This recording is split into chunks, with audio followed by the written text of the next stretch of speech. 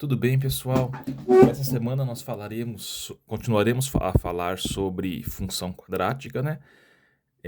Vou falar também um pouquinho sobre inequações do segundo grau, né? Ou inequações que envolvem expressões que sejam uma equação do segundo grau. Então, primeiro, nós vamos estudar os elementos que alteram o gráfico. Assim, olho para um gráfico e consiga identificar pelo menos o sinal do A, do B, do C e do delta, tá? Isso é possível. Então, eu tenho aqui o gráfico de uma parábola.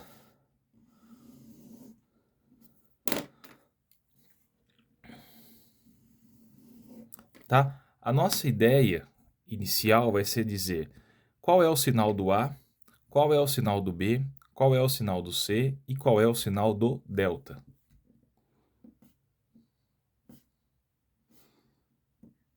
Tá? Então, primeiro, o A ele diz respeito à concavidade da parábola.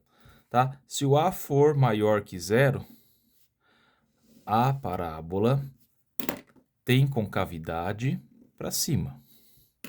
Se o A for menor que zero, a parábola tem concavidade para baixo. Tá? O B, ele quer dizer o seguinte: a parábola ela tem dois ramos, ela tem dois pedaços, digamos. Um deles é decrescente e outro é crescente. Tá? Então, se você tem aqui o seu vértice, tá? Nesse caso aqui, antes do vértice, a parábola é sempre decrescente. E depois do vértice, ela é crescente. Tá? Então, como que eu identifico o sinal do B olhando para uma parábola?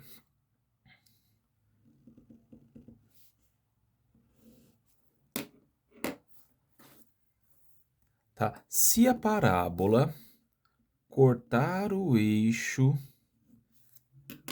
Y na parte que ela é crescente, o B é maior que zero. Se a parábola cortar o eixo Y na parte que ela é decrescente,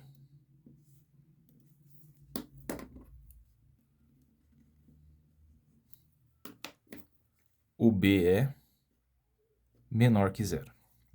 Tá? Então, corta o eixo Y, intercepta o eixo Y na parte crescente, o B é positivo. Na parte decrescente, o B é negativo. Costumamos falar assim, ramo crescente e ramo decrescente também. Bom, o C. Para eu olhar o sinal do C, eu preciso olhar onde que a parábola corta o eixo Y, tá?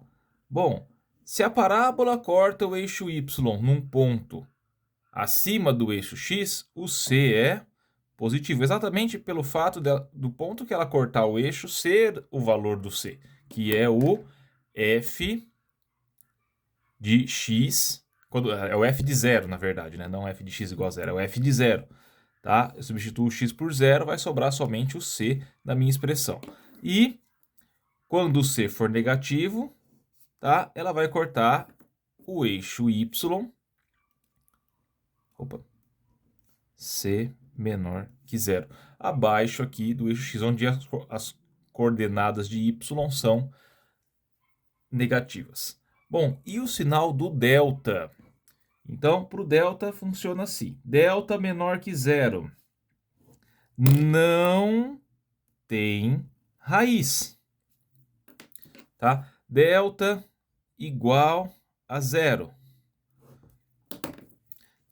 Vai vir aqui só encostar no eixo X aqui em um pontinho só, porque o delta igual a zero, a função vai ter apenas uma raiz. E se o delta for maior que zero, tá? Ela vai ser uma coisa parecida com isso. Tá, gente? Aqui eu usei na maioria dos casos a parábola voltada com a concavidade para cima, mas pode ser com concavidade para baixo também, tá? Não tem esse problema. Então, vamos voltar aqui para o nosso primeiro exemplo. Eu consigo, então, analisar o sinal do A, o sinal do B e o sinal do C? Pausa o vídeo e faça você. Encontre o sinal do A, do B e do C e do delta.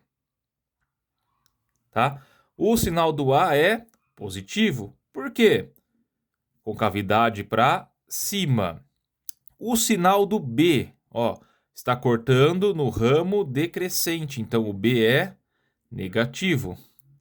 O sinal do C, cortou o eixo Y aqui, C é positivo. O sinal do delta, duas raízes, delta maior que zero, tá? Se eu tiver as coordenadas aqui, daí eu consigo descobrir esses valores, tá? Mas a princípio eu consigo só de bater o olho saber pelo menos o sinal, se é maior, menor ou igual a zero. Pensem, isso eu não vou responder aqui. O que acontece quando B for igual a zero e quando C for igual a zero? O A não pode ser zero, porque senão a função deixa de ser uma função quadrática, tá? Mas e se o B for zero e se o C for zero, o que vai acontecer?